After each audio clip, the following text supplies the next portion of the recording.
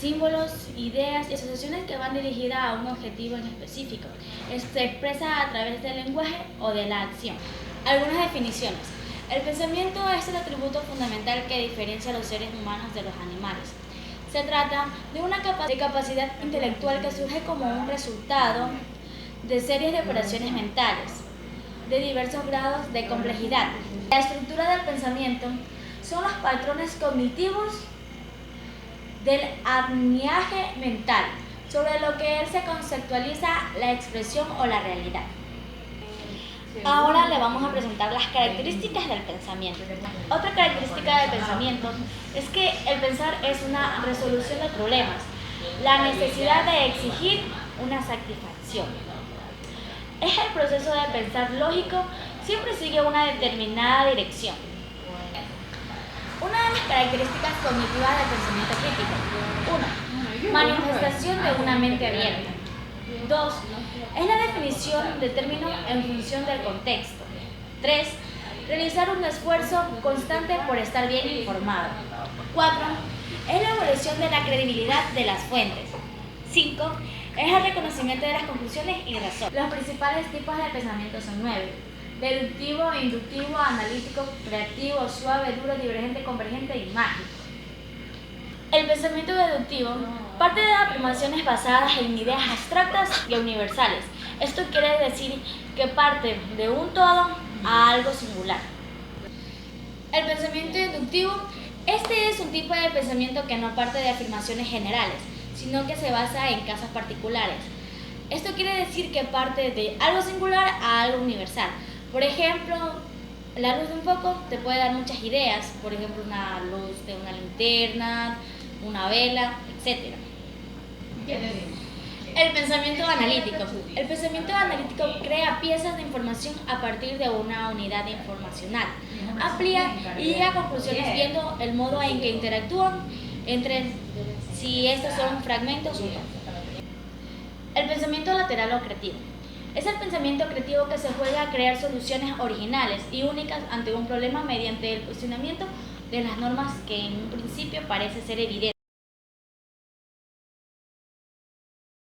La inteligencia. La inteligencia es la que podemos diferenciar en lo que es la sabiduría, ya que esta última solo implica en lo que es la acumulación de conocimiento. La teoría de las inteligencias múltiples. Howard Gardner, famoso psicólogo nacido en el siglo XX, él hizo lo que ha propuesto su teoría de la inteligencia múltiples para que hoy se halla en vigencia. Inteligencia de lógica y de matemática, como su propio nombre lo indica. Esta inteligencia se vincula a la capacidad de lo que es el razonamiento lógico y también lo que es la resolución de lo que es el problema de matemáticas. La inteligencia espacial. La inteligencia espacial es para poder observar el mundo y los objetos desde diferentes perspectivas, de las artes visuales. Las personas que destacan en este tipo de inteligencia suelen tener capacidades que les permiten idear imágenes mentales, dibujar y detectar. Inteligencia lingüística es la capacidad de dominar el lenguaje y también poder comunicarnos con él a través contra el transversal y lo que es con todas las culturas. Inteligencia musical. La inteligencia musical es un arte universal, donde todas las culturas tienen un tipo de música diferente, más o menos como elaborada, lo que lleva a Gardner y a sus colaboradores a que deben de tener que sí existe la inteligencia musical, ya la talente a todas las personas. Inteligencia corporal. La inteligencia corporal, las habilidades corporales y motrices es lo que se refiere a manejar las herramientas o para expresar para expresar ciertas emociones y representar un aspecto esencial del desarrollo de todas las culturas o de las historias. La inteligencia interpersonal. La inteligencia interpersonal es la que nos faculta poder advertir a las personas más allá de lo que nuestros sentidos logran captar.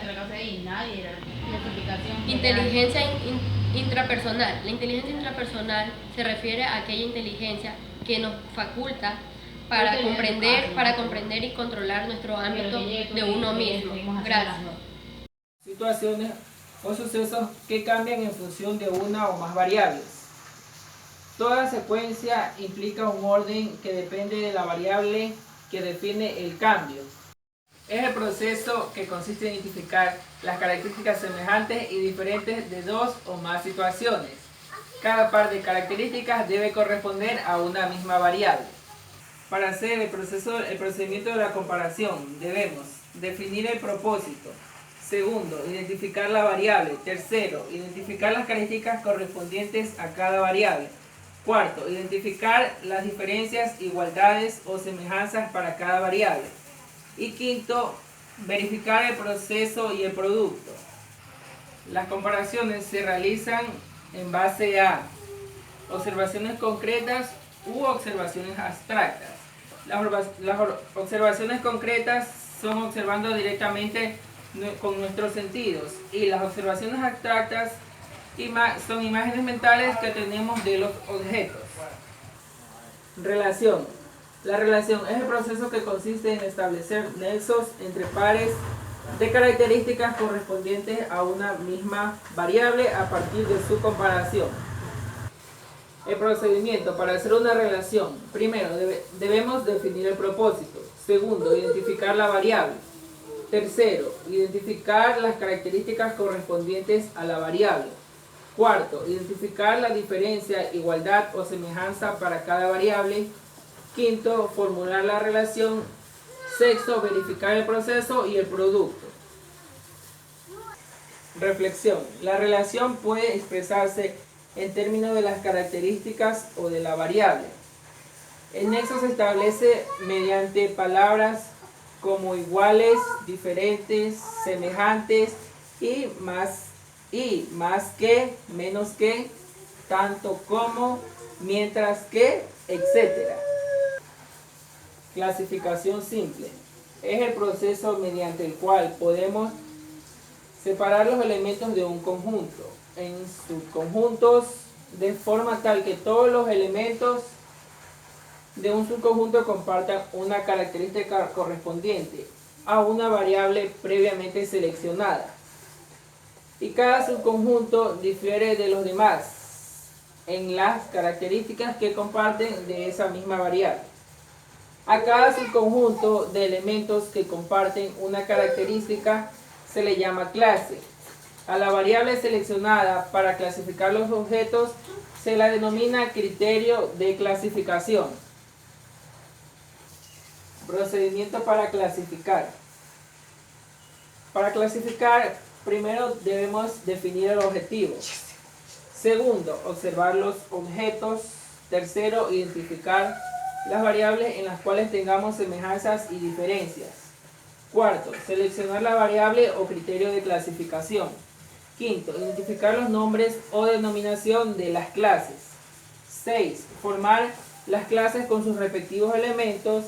7. Verificar el proceso y el producto. Definición de conceptos. La definición de conceptos tiene las características esenciales, que son el conjunto de características compartidas por un grupo de elementos. Los pasos que debemos seguir para definir un concepto a partir de sus características esenciales son: primero, analizar el ejemplo. Segundo, establecer una lista de posibles características esenciales. Tercero, analizar otro ejemplo con características similares al ejemplo inicial. Cuarto, eliminar características redundantes con el paso 2. Quinto, definir el concepto a través de las características esenciales. Y por último, debemos validar la definición. Cambios. Los cambios es un fenómeno que afecta a las características del objeto, acontecimiento o situación. Todo cambio conduce a la alteración de algún aspecto del objeto, acontecimiento o situación. 1, 2, 3. Los tipos de cambios que tenemos son los siguientes.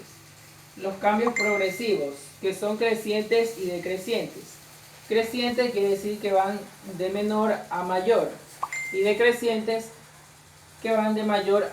En este siguiente video le vamos a presentar lo que son los siguientes temas: ordenamiento, los tipos de análisis, ordenamiento jerárquico, síntesis y evaluación.